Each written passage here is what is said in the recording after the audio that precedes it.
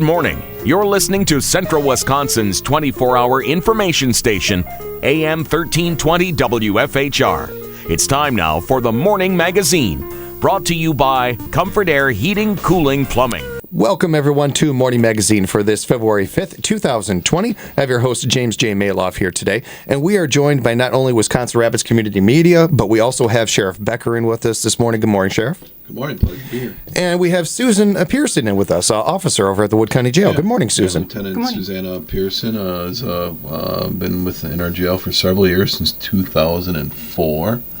Yep, and now she is one of our leaders back there and helps run the jail. Susan, nice to meet you. Thanks a lot for being on with us today. Absolutely. We're going to talk with her a bit more in a second, but first I just wanted to ask how you both doing in general. Things going good? Yeah, doing well. Been busy at work, busy in life. We had the polar plunge last weekend out at the Ridges that went really well.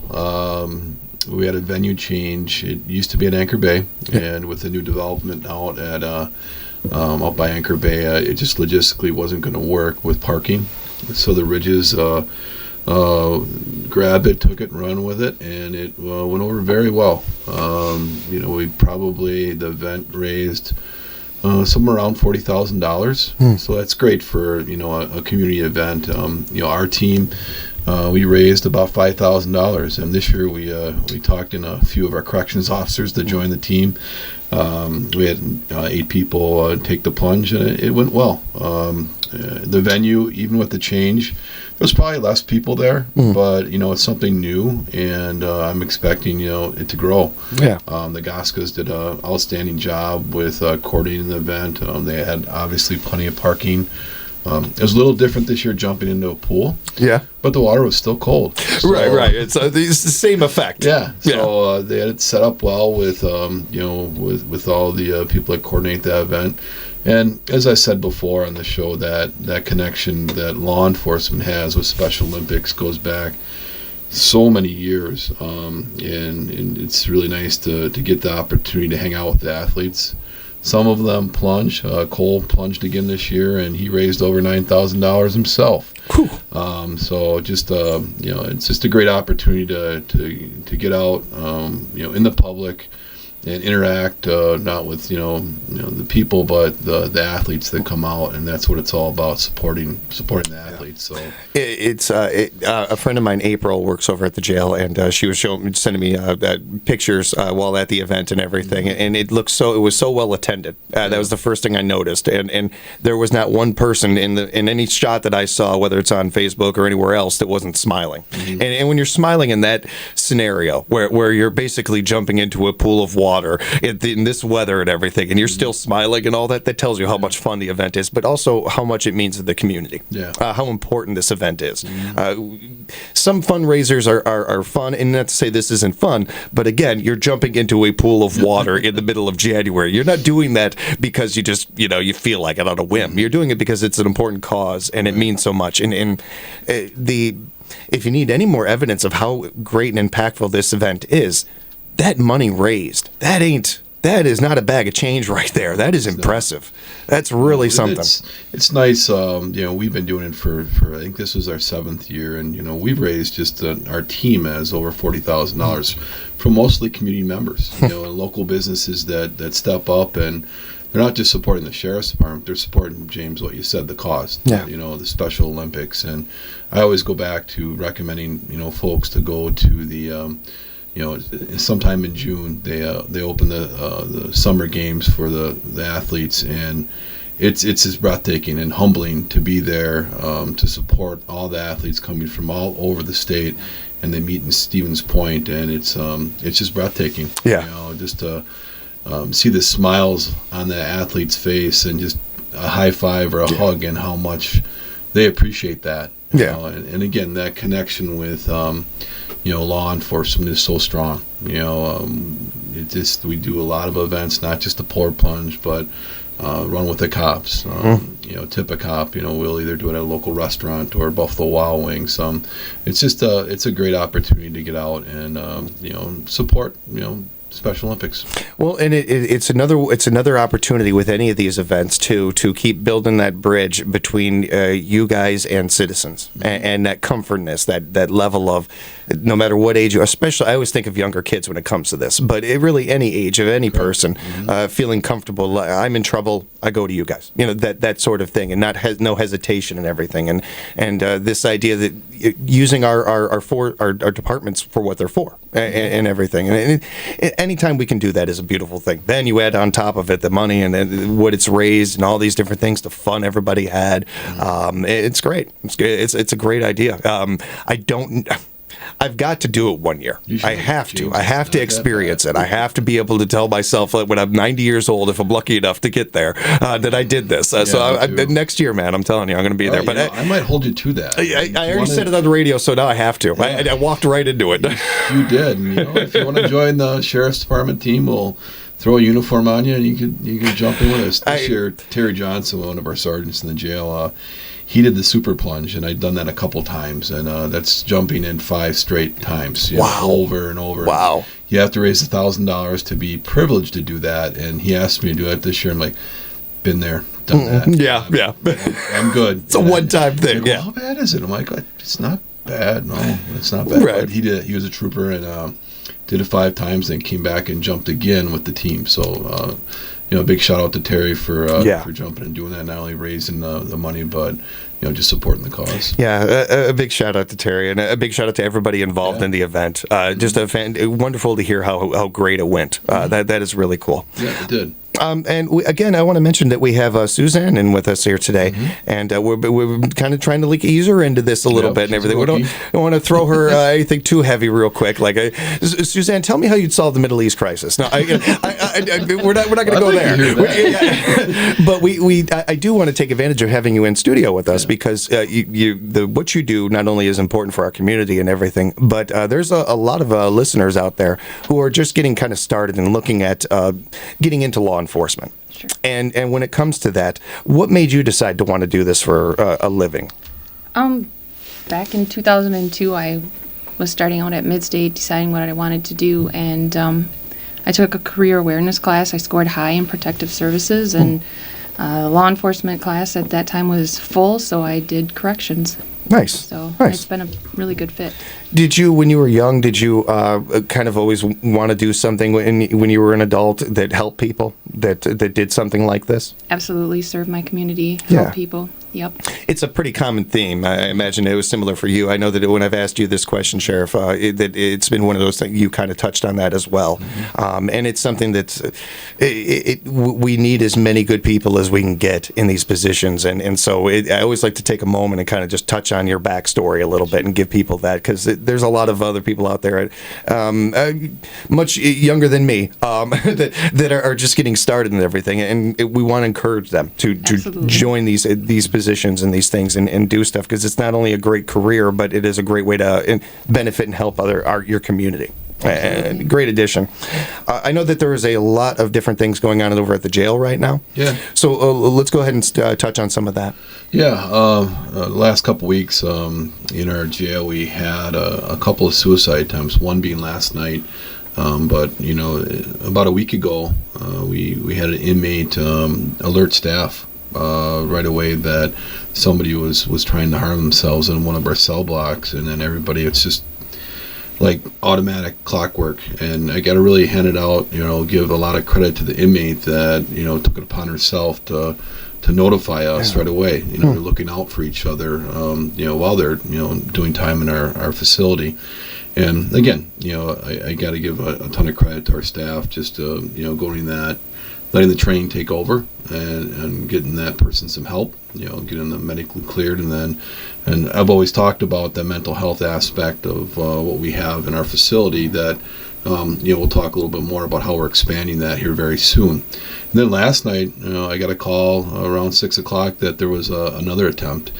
And this is where I really have to let the folks know that one of our corrections officers, April Kasarek, went above and beyond the call of duty. She was doing her rounds of checks. We have requirements that the state has us doing checks, and we go above and beyond that. doing more checks than what we're required to, checking on our inmates. Just part of it is because of the way our jail is set up.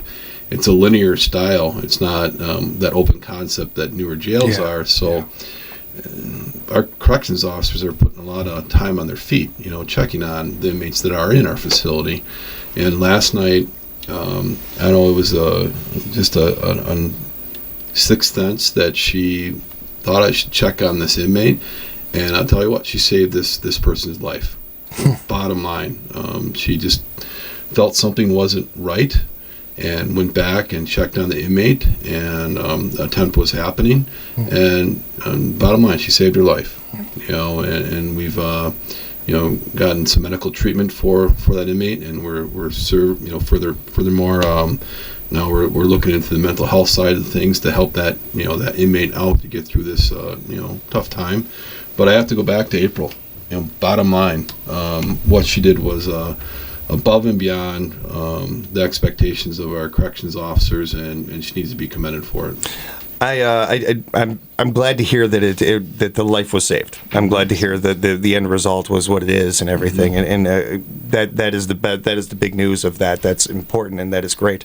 It is. I can't help the interestingness of this though, because that April I mentioned before is the April you're talking about, and it does not surprise me one bit, because she is what we were talking about with you, Susan. It's the kind of person she is. She has always been that kind of. I've known April for over 20 some years and everything, and she's always been that kind of person. She is the kind of people that we need in these positions, and that's great to hear. A big credit to her and to everybody there, and to people that trained her, the people that got her onto this point, because as great as that is, and I don't want to take anything from what she did, she doesn't get there without good training, without good support system, without people that are helping her get there. It's no different than me in my position. I don't get in this end, I don't get good at what I'm doing without Carl or Bob or any of that kind of thing. So it is important to give credit to all those, but just I know that it is a rough topic, but I want to give the audience an idea of. We say suicide, and we kind of give an umbrella to that. But there are so many different levels of attempting something like that, which adds on a whole other set of problems when it comes to it, whether so many different layers. So not to get into all depth and all of that, but explain to us, if you can, a little bit, Sheriff, what happens in that scenario when that goes down. Well, the first things first, our facility, we modified it as much as we can. It's older, and we've talked about that, but we've made modification and investments, so it's harder for somebody that is in custody to try to harm themselves. So we've been making those adjustments throughout the years. But if somebody does, make that attempt within the facility, our staff or an inmate will notify us that this is happening. And then, as you mentioned, the training goes right into effect at that time. You're going in, you're taking care of that person, assessing them. All right, are they breathing? Are they not? Do we need to do CPR? Do we need to get an AED there? What happened? What injuries is that person suffering from? And then a lot of other protocol comes into place. Obviously we're going to get an ambulance there if we need it. A lot of attempts that have happened in our facility doesn't rise to that level. Last night it did, but other times, and most frequently, and Susanna can comment that, they don't. But there's a lot of protocol that goes into place, and then then we're working with crisis. After that, we're doing that mental health assessment and finding out, okay, what is the next step? Are we going to keep that person in our facility and continue down the path with the mental health provider that we have in our jail, or do we need to get somebody some more treatment somewhere else, something more that that we can't provide, just to help that person get through a tough time. And you mentioned Susan had. Did you want to add something to that, Susan, or did it cover it pretty good? He covered it pretty well. Yeah. I mean, we do have suicide attempts, and they just don't require medical. But we do have a nurse evaluate them, and if the nurse is not there, then we do call a doctor. Not asking for statistics or anything, but is this something that you guys have to deal with pretty common? It is. more common, and it's Yeah. becoming more common. And I think that's important to note, too, because it wasn't always that way. And That is certainly correct. there has always been suicide attempts in prisons throughout the history of them, but statistically, just looking at the numbers here nationally, that's something that's been on the rise in the last 10 years. Absolutely. So it's a whole new set of things that you have to deal with, but it also brings up the point of why it's so important, and this is something we've talked about from day one, Sheriff, is a mental health aspect of this, and attacking that, being on the offense when it comes to mental health and not playing defense on this. So you mentioned before that there were some things about that you wanted to touch on. Well, just what you brought up, incarceration and inmates have changed throughout the years. If you especially, we were pulling some statistics just from our area in Wood County, and I was really surprised to see the drug arrests that have increased since 2016 to now. They almost doubled, and now we've leveled off, but we leveled off at a higher level. So you've got the addiction issues, and then you add to it the mental health concerns and issues people are suffering from. So if you look at the dynamics of jails and prisons, and you go back 20 years, it's quite a bit different. You really have to, especially in our area, address the addiction issues, and work them out with the mental health side of things. So that's a huge investment that we're moving forward with.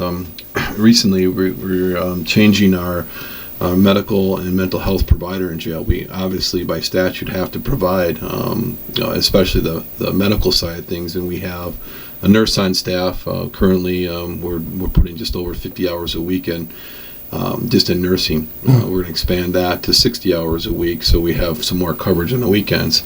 But what I found was more of a need is the mental health side of things. We had one provider, Marie Richards, doing an outstanding job. She's contracted for 40 hours a week. Well, that wasn't clearly enough at all to provide the services that we felt we need in our jail population here in Wood County. Remember, we house 100 inmates out of county, and in our jail we average around 90 to 95. But there's just seems to be a very strong need with the mental health side of things. So we had an opportunity come up recently when our mental health and medical provider wanted to go a different direction with us, so that kind of put us behind the 8 ball a little bit, like, hey, we need to find some other services here, and we had to do them rather quickly. And that opportunity came up to have us partner with Aspirus and Behavior Health, which I'm really excited to say that that's the direction the Sheriff's Department is going. They have providers there that can supplement what we're doing, work with Marie, and add additional hours. And they're only blocks away. So I think that's going to be a great partnership as we move forward with the Sheriff's Department, Aspirus, and then obviously Human Services with Crisis. There's a strong level of awareness of the mental health side of things and issues that we have going on, not just in our jail, but in the community. We need more providers in the area, but especially in our jail where, if you ask Marie, she's very busy. I mean, seeing inmates day in and day out, and we knew we needed some more help there. And I hope as we move forward, we'll continue to expand that. And we'll talk about some of the programs we've been implementing the last year. We talked about partnering with Midstate, last month, and then Susanna will talk about Smart Recovery, where we're having recovery coaches come in and work with inmates who are suffering from addiction. And she can talk a little bit more about that, because that's a program that she's running and overseeing with Three Bridges, and we're hoping to see some success out of that. Any type of inmate programming, it's hard to see the success immediately because these folks are still in jail.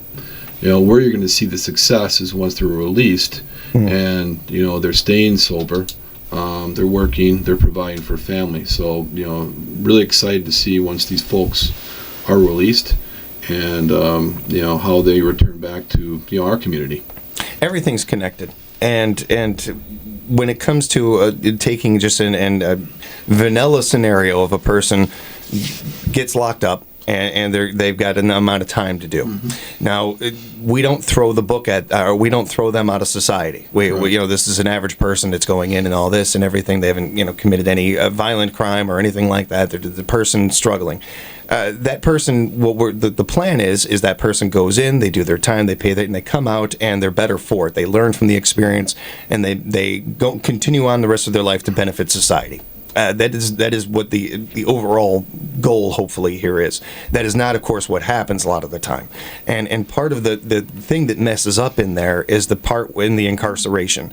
And people get, we all beat ourselves up. Almost every one of us is our own worst enemy. And then you put yourself in that situation, especially anybody who has never been in any scenario like that. Just take a moment and put yourself in that position, in that jail cell, dealing with that. You're alone. You've got all your own. Only thing is your own thoughts in your head.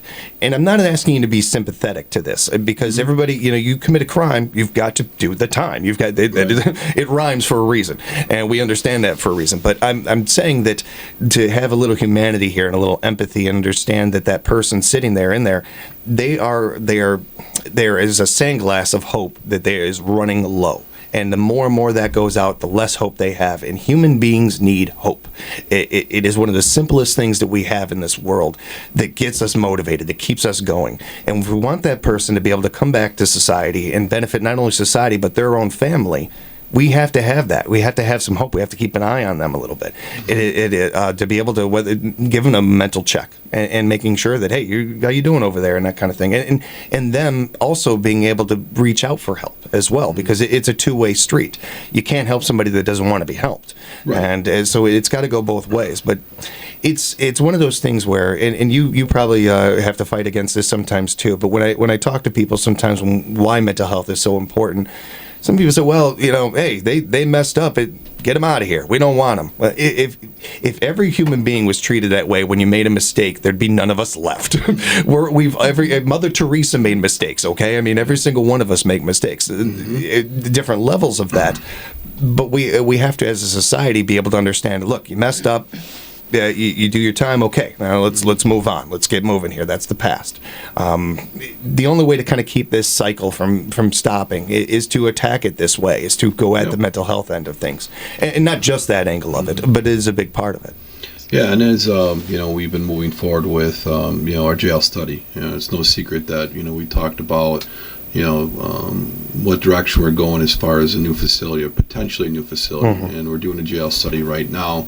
And we've been touring jails, newer jails, and just to see exactly what you're talking about. It's no secret that that's where incarceration is going, and addressing the mental health addiction issues while people are in custody. And not only with the counseling but the programming, giving people the opportunity to better themselves while they're in custody. Just seeing, like I said, the newer facilities like Green Lake County, Eau Claire County, and even Wapaka. I like to talk about Wapaka because we house 75 people there at a cost, at about almost $1 million a year.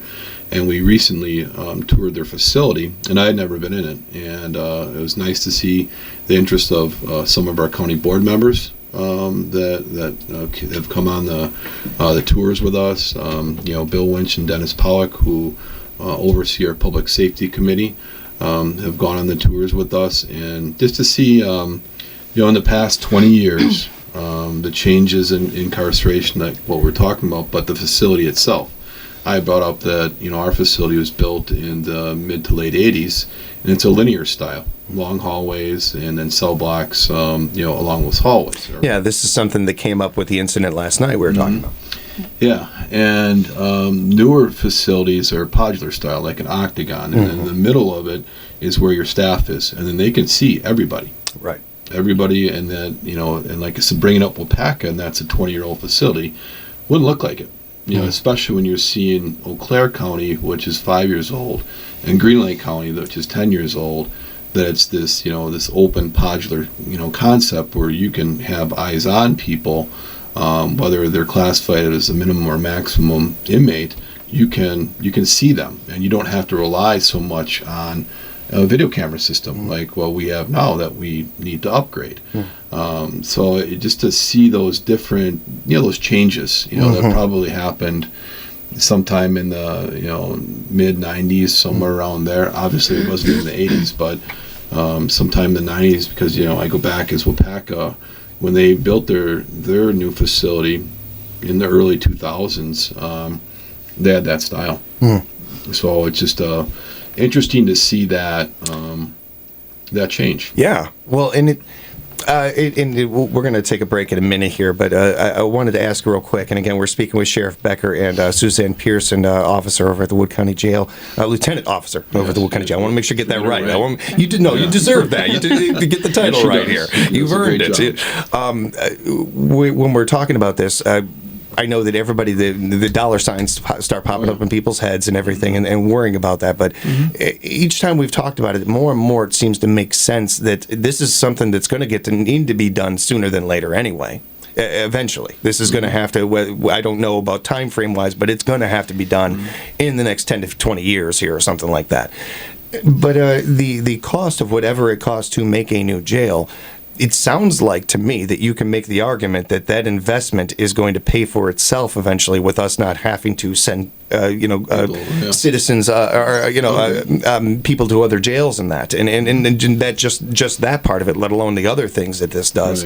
Right. Not only helping financially, but helping keeping our community safer, keeping our inmates safer and everything, and that kind of thing. No, we're committed to trying to lower our lower inmate population the right way, and again, by program is one of them. You don't see that benefit, I think, right away. You see how that you see the evidence later when the folks aren't coming back to the facility, and they're being successful out in the community, working, providing for your family. But it's still worth to make that investment. If one or two folks aren't coming back, they're not making mistakes and getting arrested, and they're doing exactly what I just said, that's a win. That program paid for itself.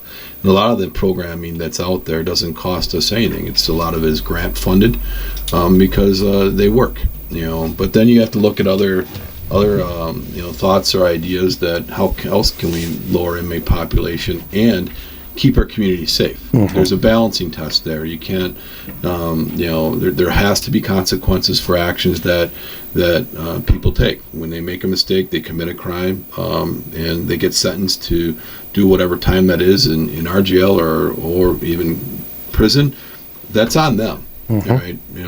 But we still have to look at other ways and see how other counties are, whether they're exploring or expanding, electronic monitoring that we talked about, or just looking at, bonds. Can they be on signature bonds or stuff? That's stuff that we're exploring. And if we can safely lower inmate population, that's going to save the taxpayers money as well. We're going to take a really quick break. When we come back, Suzanne, I'd like to talk about the smart recovery aspect of this, too. We'll talk with Suzanne Pearson, Lieutenant Officer at the Wood County Jail, along with Sheriff Becker, Wood County Sheriff. Real quick, when we come back from for more Morning Magazine right here on AM 1320 WFHR. Good morning, and welcome back to The Morning Magazine, presented by Comfort Air Heating, Cooling, Plumbing. It's time for part 2. Good morning, everyone, and welcome back to Morning Magazine for this February 5th, 2020. Your host, James, here, and we're joined today by Sheriff Becker from the Wood County Sheriff's Department and Suzanne Pearson, Lieutenant Officer of the Wood County Jail. But we also have Wisconsin Rapids Community Media with us, and I just wanted to take a moment real quick while I had a chance to thank you guys over there, how much we appreciate you and all the good work you do, and the replaying of the Remembering Carl Hilke event. I just really appreciate it. While you had you face-to-face here, I wanted to thank you in person. It was very classy, very cool, and incredibly good work. Like, a great camera work by you guys. Nice job. The makeup helped. I really appreciate you guys bringing the makeup kit. Yeah, I keep thanking them so much for the hair and makeup people that they have come in. Obviously, I didn't get to the hair. I didn't get to the hair department, but the makeup part, I got it. Suzanne, again, I want to thank you for being in with us today, and I wanted to get to the smart recovery and what that is, if you wouldn't mind kind of expanding about that. Sure. It's a recovery program that we implemented starting in November of this past year. It's self-management. It teaches the addicts to address their way of thinking, so the thinking that gets them into trouble. It shows them how to be able to fix their own problems before they actually start occurring. So, like, they'll address what train or thought process that they use and then end up back into jail. It teaches them coping skills, social skills, and how to stay away from the alcohol and drugs, and it addresses how to stay away from the lifestyle that gets them into that cycle. It's an incredibly important program. It's had really high success rates in other counties, so thought we should be able to offer that to our inmates. Yeah, this sounds like something that it's not only going to be beneficial, but it's one of those things that you can see an impact right away from, individually at least. Yes, with individual people. Yeah, I try to get to talk to the inmates that are in the program, see where they're at, and discuss their future plans and how they're feeling more confident in being released and being able to stay sober. Shame is an incredible thing, and it's not hard for us to feel shame. We felt it since we were kids, and we broke something that our mom and dad loved, or something like that. And the impact of that on an adult, it's a lot heavier because it comes with when you're a kid and you feel shame, you maybe upset your mom and dad or something like that. But as an adult, you have responsibilities. You have children. You have a significant other. You have a job and all these other things, and you feel the shame of letting them down when you're in prison or when you're giving into an addiction or anything.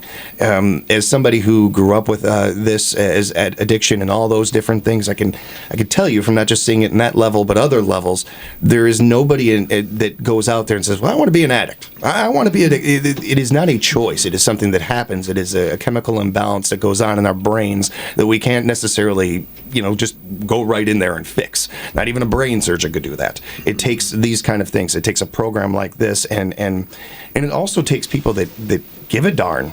Right. And I can't stress that enough, how refreshing it is every time I get to talk to the sheriff or getting to meet you, Susan, and everything, that there is that part of this. You guys have this balance of you're not giving people a carte blanche here to point the finger and blame this or to commit crimes or anything like that. But when this happens, you're on the offense about it. And you're trying to stop this, again, using the same term, again, this revolving door of people continuing to just, filter in and out.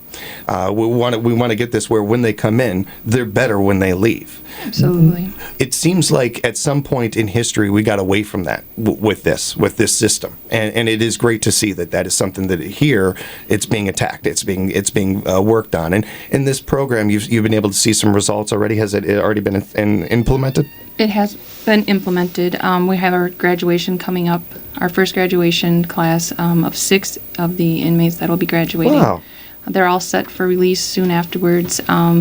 They have Three Bridges is doing this program, the recovery program, and it gives the inmates some hope to reestablish their relationships with their family and cope if they can't. They're given the skills to be able to cope and move on and still be productive and contribute to society. Very well said, and congratulations to those graduates. That is impressive. That is really something. Yeah, we're looking forward to the date. It's coming up the 21st of this month, and as Susanna mentioned, they'll all be released soon thereafter, and looking forward to them succeeding. But it's going to be a special moment for them as well, because they've been working hard since November when we implemented the program, and now we're going to see the success, hoping to see the success as they move on in life. They did their time. They put forth the effort, not just sitting in a cell and not working on their issues. They came forward, admitted, this is an issue that I have in my life, and how can you help me? And here's that opportunity with Smart Recovery and Three Bridges. I know up in Vilas County, they've had the program running, as Susanna had mentioned, and they were seeing that recidivism rate drop. So that was the first thing that I saw, that, hey, this just makes sense. If you're available here in our community, well, let's do it. And it's grant funded, and let's try to help some folks out when they return to the community. The whole cycle of it is nothing but beneficial for the individual as well as us as a community, and what you guys do and everything. It is a really interesting and important program. No, definitely. When it comes to the kind of continuing with this topic, the jail study that came up, I want to touch on that a little bit. Yeah, again, Venture Architects, to back up a little bit, our county board had set aside some money to go through, to continue with Venture Architects on a space needs study. Before, they did a study that did not address the jail. It was more addressing the river block building and what the needs are for the county. Well, this time they're doing the jail. So basically, the next few months, that study should come back. Again, right now we've been touring some newer facilities, and again, I want to thank the county board members and some of the health department members that have gone with us. With the interest of seeing what other facilities are like, and then comparing them to ours. Our jail, especially with our county board, and a lot of members have come and taken a look at our facility. And then again, thanking, Bill Winch, Dennis Pollock, Bill Leichner, Bill Clendenning for coming along and showing the interest of seeing what, other facilities look like compared to ours. It's no secret ours is an older facility, and it's no secret that we house 100 inmates out of county at a cost. And we're going to start our negotiating process with Wapaka County and Adams County to see where our next contract's going to be. We're going to do our due diligence and try to keep the cost down as much as possible, but there's no guarantees. I'm hoping that we can keep our contracts similar to what we're paying now, but that'll be a negotiation process. We'll start here relatively soon, just so the county board knows what those costs are going to go up if they go up. But that'll be all part of the study. Again, just looking at what Venture has done with our incarceration rates, and what was really alarming to me is seeing the drug arrests within our county go up in 2016 to almost double, and then not level out there. That shows we've got number one, an issue in our community, and how are we going to address it. And again, circling back to mental health and addiction, you have that level of increase. You have to pay attention to it, and we are. We're not only doing it with our own staff, but we're working with human services and trying to connect people, with counseling services or something to help them out while they're in custody.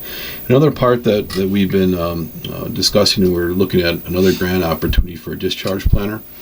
So when people are going to be discharged or getting out of our jail, being released, we're seeing a concern or an issue with those folks continuing on with their services, whether it's counseling, a medical thing, or whatever it is, or housing, anything like that. We're seeing that challenge right now, and we've been working. We're with trying to get another grant to help fund that position to now take that the mental health side of things that we're working in our facility, and then when those inmates are going to be released, now guide them in the right direction. Right. And that isn't a strange position to county jails or prisons. We used to have one years and years ago, and now it's something that we're going to revisit. And again, hopefully that it won't be a cost to the county. It'll be a position that we can get grant funded. So it kind of is another key component to that. I was going to say that's exactly the way I was going to put it. It seems like another key part of everything we're talking about here, really. Correct. And Marie would tell you that she tries to do that with her position as a mental health counselor, but that's not her job. But she there are some things that she's looked into, just for housing, because some of the inmates don't have housing. They don't have a place to stay, and there are several facilities around with our in our county that people can go to. The Oxford House here in Wisconsin Rapids, Mary's Place up in Marshfield, the Hannah Center.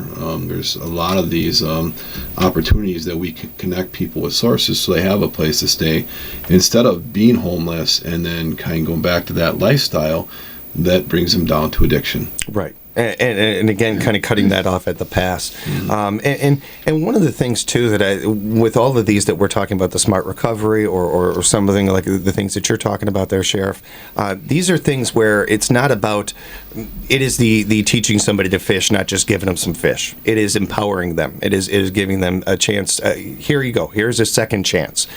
Do something with it. Here's the ball. Run with it. That kind of thing. Not, here you go, score a touchdown, and everybody move out of the way so they can walk into the end zone. It's not like that. You got to work. You got to actually get in there. But it is giving them an opportunity to do that, which, going back to the shame stuff and a lot of these things that cause that, can really defeat that, can really knock that shame out of the head and everything. When all of a sudden, hey, wait a minute, these people who they're the last people in the world that need to believe in me, but they do. They have my back. They're trying to help me get out of it. That all of a sudden changes a person from feeling like the world is against them and everything to having a little bit of that hope we talked about. Yep. And it just all of this stuff it goes so far to getting to the place we want to, where basically you guys aren't working that much. You don't have as much to do. You're twiddling your thumbs and you're doing crossword puzzles or something. And we're not going to get to that place in a society, but I mean, I'm making a joke of it, but it is something that we're trying to do here is get less and less this population in the incarcerated. Mm-hmm.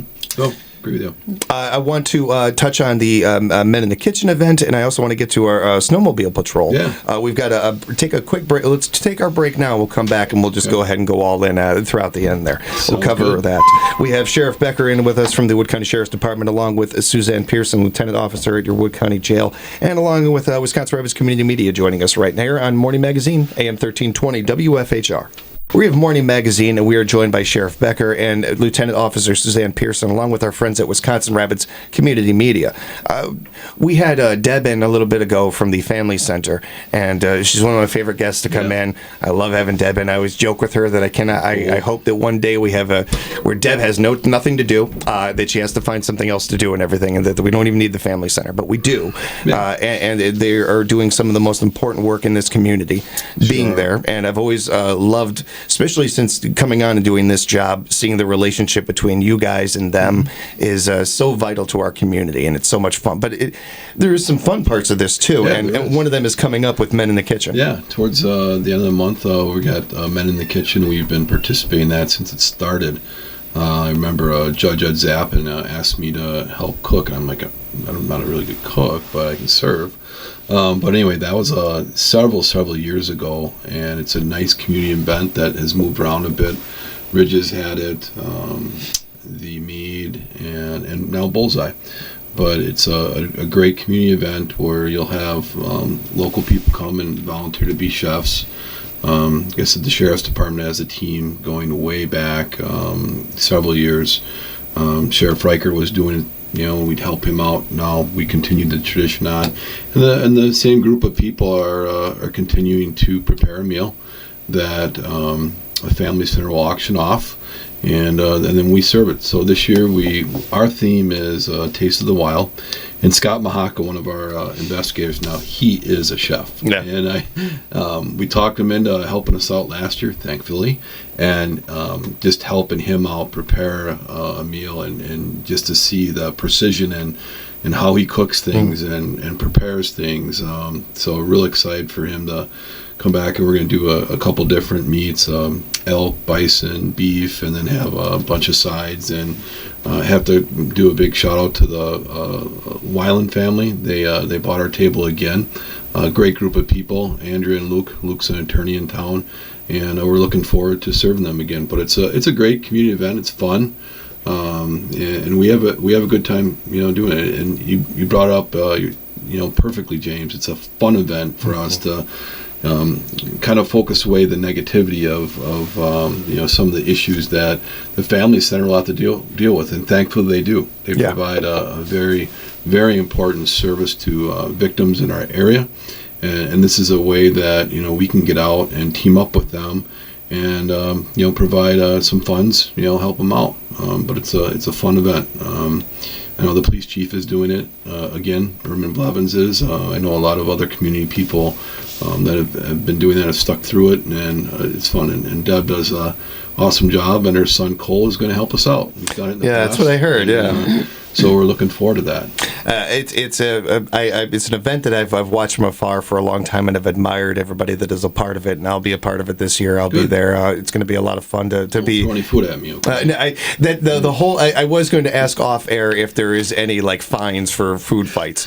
Just for a friend. I was just going to ask for a friend. Probably not. Probably not. But it is such an impactful event too. It's important and it's fun. It's going to be a lot of fun. We're looking forward to it. It's going to be great. Yeah, another thing I want to bring up too before we leave, the River Kings and Marty Quarters, the head coach and the general manager, he did a fundraiser for one of our deputies' wives who was suffering from cancer, Kristen Dean, Sergeant Nate Dean's wife, and he came up to us months ago and pitched the idea. I'm like, yeah, that'd be great. And then we had the event went over really well. That organization is, I compare it to the Rafters. There's a great following there. There's good crowds. They're doing a lot of great marketing, and the team's good.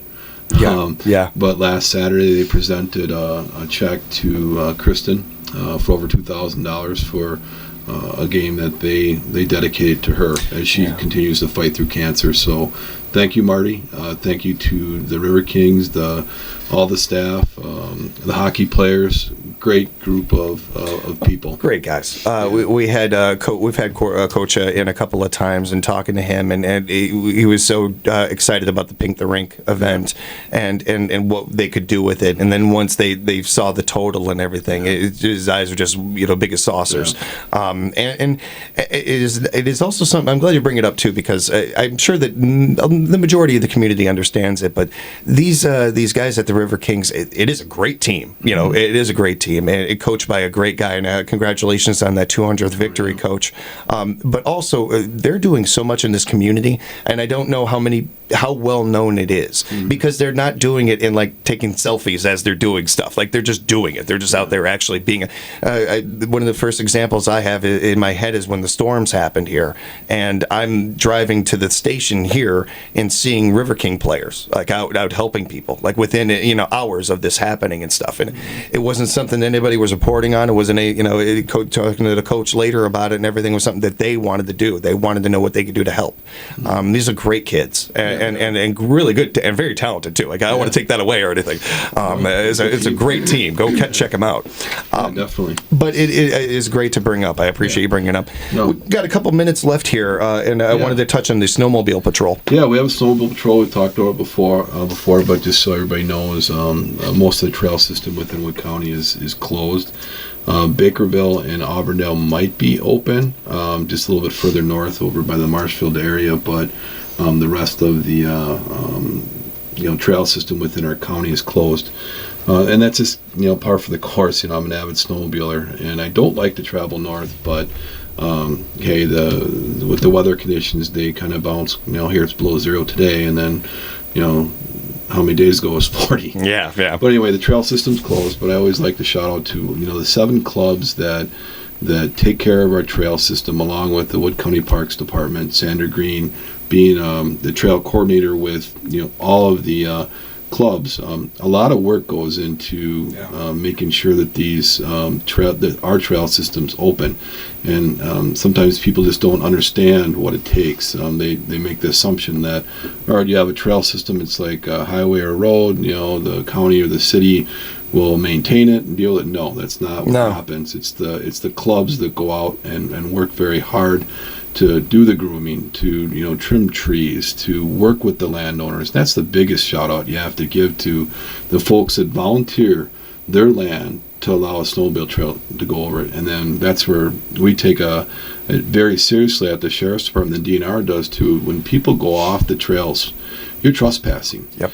And the bigger thing is, you're jeopardizing that trail. Yeah. And I've been part of the Keller Knights for several years, a board member, and I've seen our president, Dan Cook, who's done an outstanding job throughout the years of just maintaining those relationships with their landowners, and then having to change them because exactly what I just mentioned, somebody else decided to go off the trail, and then that landowner gets upset. But just so everybody knows that right now most of our trails are closed. Just keep our fingers crossed for the weather to get some more snow. I know some people will like to hear that. Sure. But for me, it's like, okay, I hope we get some more snow so we can keep the trail systems open and enjoy it.